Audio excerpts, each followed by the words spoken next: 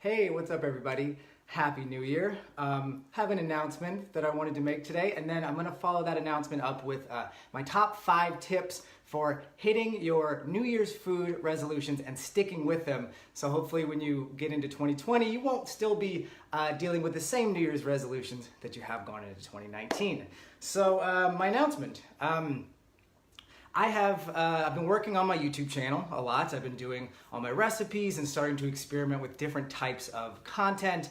And what you haven't seen is that behind the scenes, I have been working on applying all this stuff in a different way. So I've been working one-on-one with clients directly as a food coach, kind of just taking all the experiences from my degree in nutrition and my job as a food scientist and a recipe developer and packaging all that into a way where I'm directly helping people sort of meet their food-related goals. So I'm troubleshooting, I'm coming up with creative solutions to sort of help people overcome their struggles and get them to where they want to be.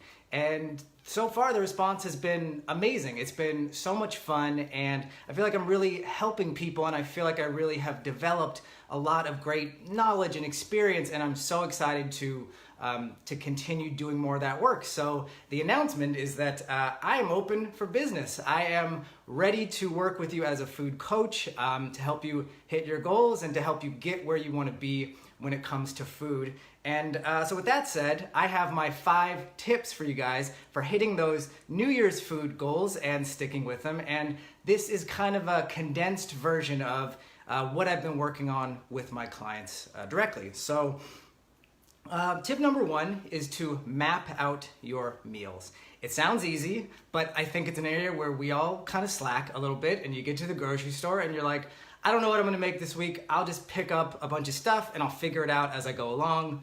Monday hits, you work a little late, and you're like, I don't know what I'm gonna make for dinner tonight. I'll just grab something along the way, and all of a sudden, you were trying to eat healthy and cook for yourself, and it just didn't happen because you didn't really set yourself up for success in that sense. So map out your meals, and that leads me to tip number 2, which is to be realistic when you're mapping out these meals, because it sounds great. You want to make fresh, healthy food 7 days a week. You're like, I'm gonna do it this year, but honestly, that's probably not gonna happen, okay? I spend my whole life thinking about food, thinking about what I'm gonna cook next and what I'm gonna eat next, and I'm not making 7 meals a week. That's not happening for me, people. And chances are it's probably just not realistic for most of us. So this is what I'm working on with one of my clients right now, and this is sort of the method that I use for me, and maybe some of you will get something out of this, right?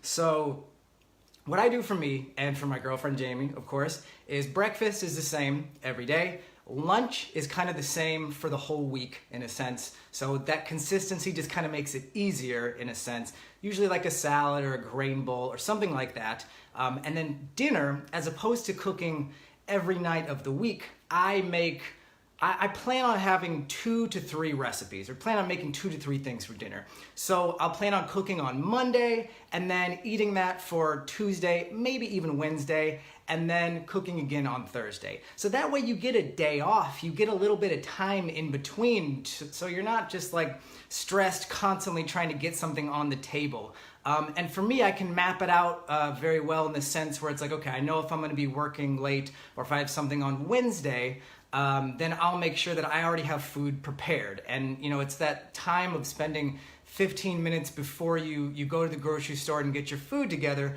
where you sort of look at your week and figure out, okay, what do I have going on and how can I work around that? Tip number 3 is don't start a fad diet in 2019. I get it, I see the allure, I wanna get jacked like the paleo keto people, and I wanna feel amazing about what I'm putting into my body like the vegans. But these fad diets, they tend to be kind of extremes. They tend to be on one side of the spectrum or another, and I think that for most people, the solution is probably somewhere in the middle. Because when you're talking about these diets that have extremes, you're talking about something that cuts out or restricts a lot of foods. And that's really what becomes challenging to stick with, is when you're trying to cut out foods that you like, things that are tempting to you, you're kind of setting yourself up for failure. And when you're talking about something extreme that's making a huge change compared to where you were at, what you were eating before, it's really hard to stick to, and you're probably setting yourself up for a relapse and to just keep doing this over and over again. So on YouTube, my most popular video by far has been my video where I talk about my belief in a flexitarian diet, which is really just a fancy way of saying balance, moderation, and more plants than animals. And that can be challenging for some people as well because it doesn't have those strict, rigid guidelines that some of us need to stick to a diet. But if you can master that, you're pretty much set up for life, right? So that leads me to tip number 4, which is to start small. So it's 2019, you're like, I'm gonna do it all, I'm gonna be a new person, everything's gonna be different starting right now.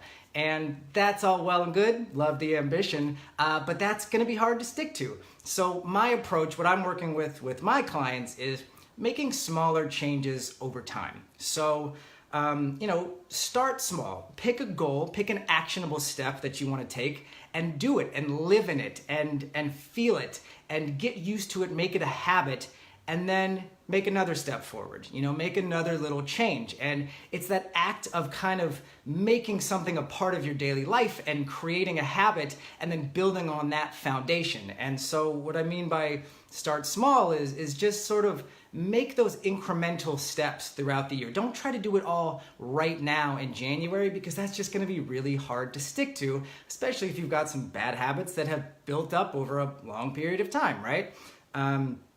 So that leads me to tip number 5, which is have patience, okay? Making sustainable life changes, it's gonna take time. It's not gonna be easy, especially if you've, again, had habits that have built up for a long period of time. Have some patience, give yourself a little bit of empathy, give yourself a little bit of room to grow, because to make something sustain a lifetime, to set yourself up for success for your future, it's not gonna happen overnight. I wish it did, but chances are if you can sort of take that incremental approach and give yourself a little slack and give yourself a little kindness and empathy, you're gonna be setting yourself up to create habits and to create a lifestyle that's a little bit more sustainable. So with that said, if anybody has questions or if anybody wants to know more, or if you're really ready to take that next step, you want to get your everything figured out here in the new year, I'd love to hear from you. So you can go to my website. I'll put a link below in the comments and you can schedule a free call with me.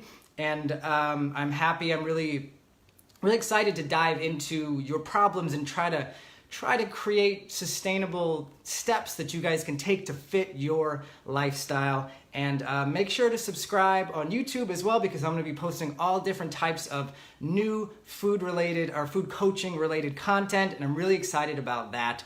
So that's it for me, guys. Happy New Year's once again. Thank you for watching, and I'll see you guys next time.